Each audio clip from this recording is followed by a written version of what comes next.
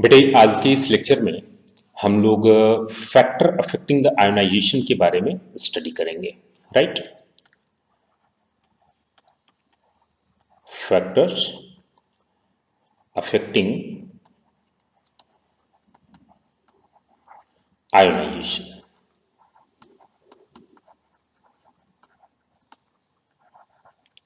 ठीक है बेटे, देखो सबसे पहले पहला जो पॉइंट हमें देखना है वो तो एक सीधा सीधा है nature of electrolyte. Right, nature of electrolyte. अब यहां पर आपको स्टार्टिंग में ही बताया गया था कि अगर स्ट्रॉन्ग इलेक्ट्रोलाइट है, स्ट्रॉन्ग इलेक्ट्रोलाइट, तो ये क्या होगा, ये ऑलमोस्ट 100% आयोनाइज होगा। ठीक है, ये 100% डिसोसिएट हो जाता है। वीक इलेक्ट्रोलाइट अगर है, वीक इलेक्ट्रोलाइट, तो ये कंप्लीट डिसोसिएट नहीं होगा, नॉट आयोनाइज्ड कंप्लीटली। ठीक है, लेकिन यहां भी एक बात आपको बताई गई थी कि ऑन डाइल्यूशन अगर हम डाइल्यूट करते हैं तो इसका आयोनाइजेशन क्या होगा, इंक्रीजेस। ठीक है, ऑन डाइल्यूशन आयोनाइजेशन इंक्रीजेस। लेकिन ये किसके लिए बात की जा रही है बेटा, वीक इलेक्ट्रोलाइट के। तो हम इसे भी एज अ फैक्टर इंक्लूड कर सकते हैं। सेकेंड कंपोनेंट हमारा क्या हो गया, डाइल्यूशन। तो अनडाइल्यूशन आयोनाइजेशन क्या होगा, इंक्रीज करेगा। और हमने देखा था कि eight infinite dilution, infinite dilution, अगर डाइल्यूशन कैसा हो, इनफाइनाइट डाइल्यूशन हो, तो उस पर्टिकुलर सिचुएशन में even weak electrolyte, even weak electrolyte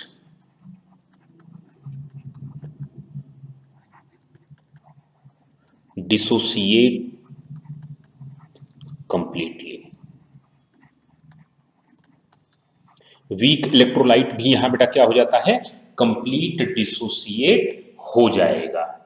कब, जब हम बात करते हैं डाइल्यूशन की और इनफाइनाइट डाइल्यूशन की। इनफाइनाइट डाइल्यूशन मतलब डाइल्यूशन की वो सिचुएशन जब वीक इलेक्ट्रोलाइट कंप्लीट डिसोसिएट हो जाए। क्लियर। अच्छा बेटा यहां पर ध्यान देना, जैसे इनफाइनाइट का मतलब होता है, एक तरह से हम अगर प्रैक्टिकली बात करें कि उसको हम कभी अचीव नहीं कर सकते। ठीक है ना, अनडिफाइंड एक तरह से बोल सकते हो आप। लेकिन यहां पर जब हम केमिस्ट्री में इनफाइनाइट डाइल्यूशन की बात करते हैं तो यहां पर इसका यह मतलब नहीं है कि एकदम जो है अनडिफाइंड है कि भाई इनफाइनाइट डाइल्यूशन कभी आप अचीव ही नहीं कर पाओगे। नहीं, हम यहां इनफाइनाइट डाइल्यूशन उस सिचुएशन को बोलेंगे कि डाइल्यूशन अगर हम करते जाएं तो आयोनाइजेशन उसका बढ़ता जाएगा। जिस सिचुएशन पर वो वीक इलेक्ट्रोलाइट कंप्लीट डिसोसिएट हो जाएगा, उस वीक इलेक्ट्रोलाइट के लिए हम उसे इनफाइनाइट डाइल्यूशन मान लेंगे। राइट, चलो इसके बाद हम बात करें जो नेक्स्ट हमारा फैक्टर है, that is temperature. Third, temperature.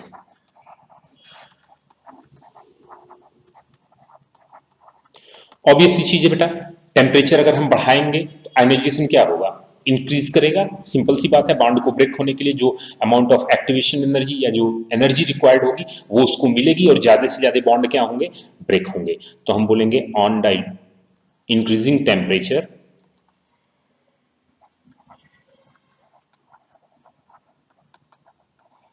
on increasing temperature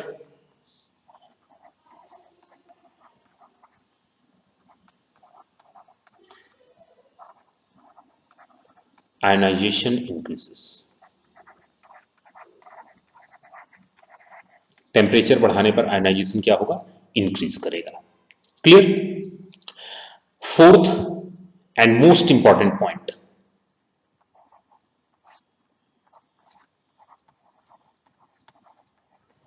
presence of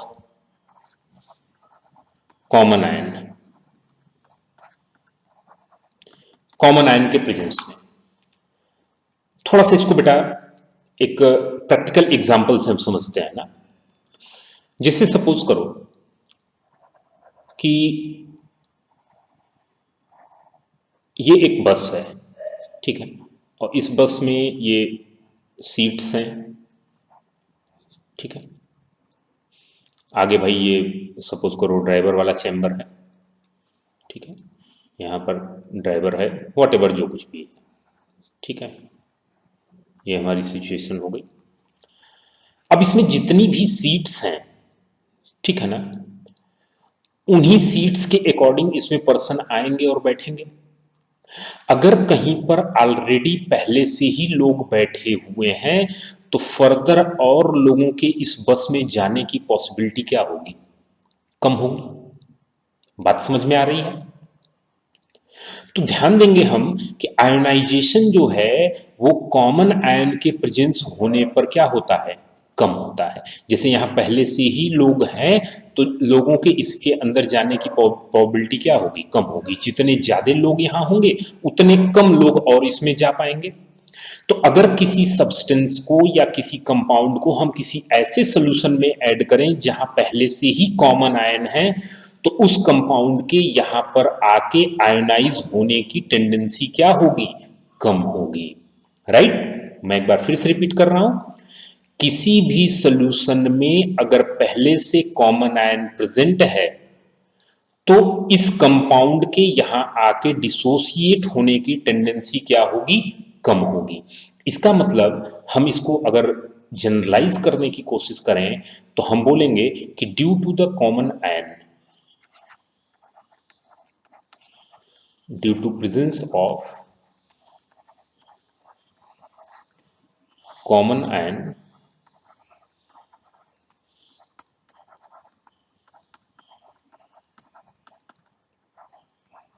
ionisation decreases. ठीक है बेटे? अच्छा, इसका एक एग्जाम्पल लेते हैं और बहुत ही इंपॉर्टेंट एग्जाम्पल है जो हम प्रैक्टिकल केमिस्ट्री में ऑलरेडी पढ़ चुके हैं। ठीक है, देखो बेटे, जो सेकेंड ग्रुप के कैटायन होते हैं ना, second group cations, salt analysis की हम बात कर रहे हैं। तो अगर आपको ध्यान हो कि सेकेंड ग्रुप के कौन कौन से कैटायंस हैं तो मैंने आपको बताया था साबास, बीकू, बीकू को शाबाशी दी जा रही है, शाबाश, बीकू, हाई, लीड। तो लीड किसके लिए हम लोगों ने यूज किया था बेटा? लेड के लिए। शाबाश, बीकू, हाई, लीड, सन, सीडी। और मैंने यहां पर बताया था कि जो टिन होता है ये +2 और +4 के 2 होते हैं, बाकी ये +2 के होते हैं। कॉपर +2 होता है, मरकरी +2 होता है, लेड +2 होता है, बाकी स्टार्टिंग के ये 3 जो हैं वो +3 के होते हैं। तो जिन बच्चों ने प्रैक्टिकल केमिस्ट्री के वीडियो लेक्चर्स नहीं देखे हैं वो पहले प्रैक्टिकल केमिस्ट्री के वीडियो लेक्चर्स एक बार देख लें। वहाँ पर सेकेंड ग्रुप के कैटायन एनालिसिस के बारे में डिटेल में बताया गया है। तो ये जितने भी कैटायंस मैंने यहाँ लिखे हैं ये सेकेंड ग्रुप के कैटायंस हैं। राइट? अच्छा, अब इनके जो ये सभी के सभी कैटायंस हैं ना, they all are precipitated in the form of their sulfide। इसमें बेटा क्या होता है कि H2S गैस पास करने पर ये सभी के सभी अपने सल्फाइड के फॉर्म में प्रेसिपिटेट हो जाते हैं। Sb2S3, As2S3, Bi2S3, CuS, HgS, PbS, SNS, CDS और SnS2, राइट। ये सब के सब अपने सल्फाइड के फॉर्म में प्रेसिपिटेट हो गए। अब यहां पर ध्यान देना है कि फोर्थ ग्रुप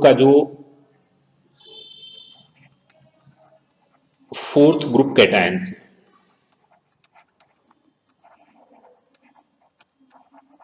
अच्छा कुछ बच्चों को जिनको जो ऑलरेडी पहले पढ़ चुके हैं उनको ध्यान होगा तो वो उनको समझ में आ रहा होगा कि सर यहाँ तो H2S के अलावा HCl भी होता है। आएंगे बेटा, उसी चीज को समझाने के लिए मैं दोनों ग्रुप को एक साथ कंपेयर करके आपको बताऊंगा, राइट। तो सेकेंड ग्रुप के जो कैटायंस थे बेटा, सेकेंड ग्रुप के कैटायंस में मैंने आपको बताया था क्या, नीको मंजन, है ना, बीको मंजन नहीं, नीको मंजन, राइट। तो ये सभी के सभी जो है अपने +2 ऑक्सीडेशन स्टेट में थे, right. All are in +2 oxidation state, +2, ठीक है।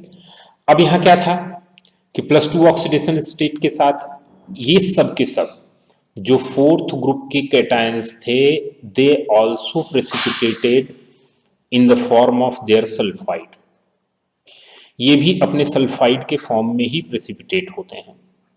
निकल sulphide, cobalt sulphide, manganese sulphide और जिंक सल्फाइड, ठीक है।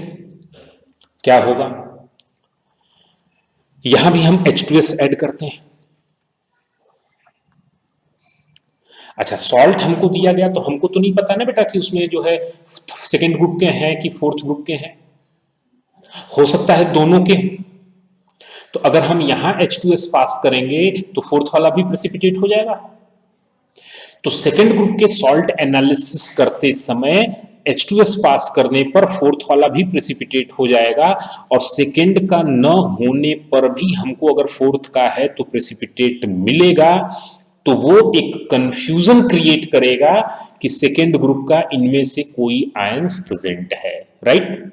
बात को समझना, सपोज करो कि हमको जो मिक्सचर दिया गया, इस मिक्सचर में जो है सेकेंड ग्रुप का कोई कैटायन प्रेजेंट नहीं है लेकिन फोर्थ ग्रुप का कैटायन प्रेजेंट है। हमने सेकेंड ग्रुप का रिएजेंट H2S वहां पास किया, पास करने पर सेकेंड ग्रुप तो है नहीं लेकिन फोर्थ ग्रुप प्रेसिपिटेट हो गया, तो हमें लगेगा कि सेकेंड का कोई न कोई है वहां। तो हमें क्या करना है बेटा, हमें यहां पर कुछ ऐसा करना है कि सेकेंड ग्रुप का टेस्ट करते समय केवल सेकेंड ग्रुप के प्रेसिपिटेट हो, फोर्थ ग्रुप के प्रेसिपिटेट ना हो, राइट। अब समझना बात को, जो सेकेंड ग्रुप के आयंस हैं, इनके जो सल्फाइड हैं, उनको प्रेसिपिटेट होने के लिए जो H2S का कंसंट्रेशन है, यानी सल्फाइड आयन का कंसंट्रेशन है, वो ज्यादा रिक्वायर्ड होता है। These ions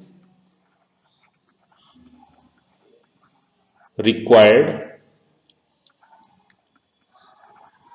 high concentration of sulphide ion, sulphide ion के हाई कंसंट्रेशन रिक्वायर्ड होता है इनके प्रेसिपिटेशन के लिए। लेकिन जो सेकेंड ग्रुप के कैटायंस हैं, they precipitated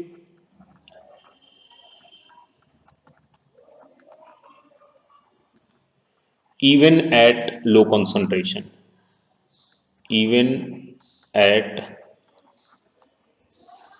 low concentration of sulphide ion, sulphide ion के लो कंसंट्रेशन पर भी ये प्रेसिपिटेट हो जाते हैं।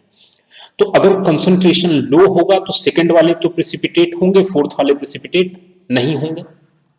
तो हम क्या करेंगे, देखो बेटा, H2S जो है ये H2S डिसोसिएट होगा, तो ये डिसोसिएट होके 2H प्लस S माइनस बनाएगा, राइट। लेकिन अगर हम इस H2S को ऐड करने से पहले वहां पर HCl पास कर दें, तो HCl पास करने पर क्या होगा कि H2S के आने से पहले ही वहां सॉल्यूशन में H+ का कॉन्सेंट्रेशन ऑलरेडी हाई होगा।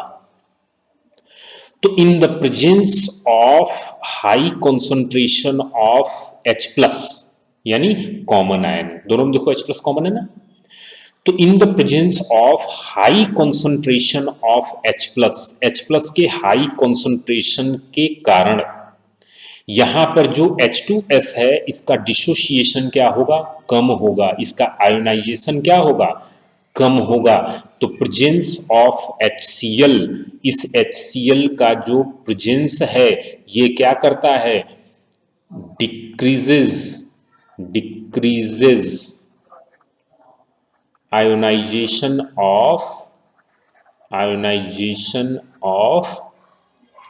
H2S, right. तो इस HCl का प्रेजेंस जो है कॉमन आयन H+ के कारण H2S के आयोनाइजेशन को कम कर देता है, और कम कंसंट्रेशन ऑफ सल्फाइड आयन पे सेकेंड ग्रुप वाले तो प्रेसिपिटेट हो जाएंगे लेकिन फोर्थ वाला प्रेसिपिटेट नहीं होगा। बात समझ में आई? ठीक है। अच्छा, अब क्या है बेटा, मान लो सेकेंड ग्रुप का आपने टेस्ट कर लिया, सेकेंड वाले होंगे तो प्रेसिपिटेट करेंगे, नहीं होंगे तो नहीं प्रेसिपिटेट करेंगे। फिर जब हम बाद में आएंगे और फोर्थ का टेस्ट करेंगे, तो फोर्थ का टेस्ट करने के लिए जो है ग्रुप रिएजेंट जो है H2S के साथ अमोनियम हाइड्रोक्साइड ऐड कर दिया जाता है। तो होता क्या है कि अमोनियम हाइड्रोक्साइड ऐड करने पर सॉल्यूशन में हाइड्रोक्साइड आयन जो आता है, राइट, OH-, ये H2S जब हम वहां ऐड करते हैं तो इसके डिसोसिएशन से जब H+ और सल्फाइड आयन बनेगा, तो यहां पर जो है ये जो OH- है, ये OH- इस H+ के साथ कंबाइंड होगा और ये कंबाइंड होके वाटर मॉलिक्यूल बना लेंगे, राइट। तो इस इक्विलिब्रियम से जो है ये H+ क्या होता जाएगा, रिमूव होता जाएगा। और ली चेटेलियर प्रिंसिपल आप ध्यान करिए, अगर इक्विलिब्रियम से प्रोडक्ट को आप रिमूव करते जाते हैं तो इक्विलिब्रियम किधर शिफ्ट होता है बेटा, फॉरवर्ड। और जब ये इक्विलिब्रियम फॉरवर्ड शिफ्ट होगा तो सल्फाइड आयन का कंसंट्रेशन क्या होगा, बढ़ेगा, और high concentration of sulphide ion पर सेकेंड फोर्थ ग्रुप वाले जो है आसानी से प्रेसिपिटेट हो जाएंगे। तो प्रैक्टिकल में आपसे ये क्वेश्चन खूब पूछा जाता है कि सेकेंड ग्रुप सॉल्ट एनालिसिस के समय क्यों हम जो है H2S पास करने से पहले HCl पास करते हैं, या फोर्थ ग्रुप के जो कैटायंस हैं उनको प्रेसिपिटेट करने के लिए ग्रुप रिएजेंट वहां पर H2S अमोनियम हाइड्रोक्साइड क्यों यूज किया जाता है। तो आई थिंक सो जब कभी भी आपसे ये क्वेश्चन पूछा जाएगा आप विदाउट एनी हेजिटेशन और एकदम क्रिस्टल क्लियर आंसर प्रोवाइड कर सकेंगे। क्लियर? तो ये बेटा जो है कुछ फैक्टर्स थे जो कि आयनाइजेशन को इफेक्ट करते हैं। अब अपने नेक्स्ट लेक्चर में हम लोग जो है type of acid and bases के बारे में स्टडी करेंगे। क्लियर? तो कंटिन्यू रखिए अपनी स्टडी और एंजॉय करिए।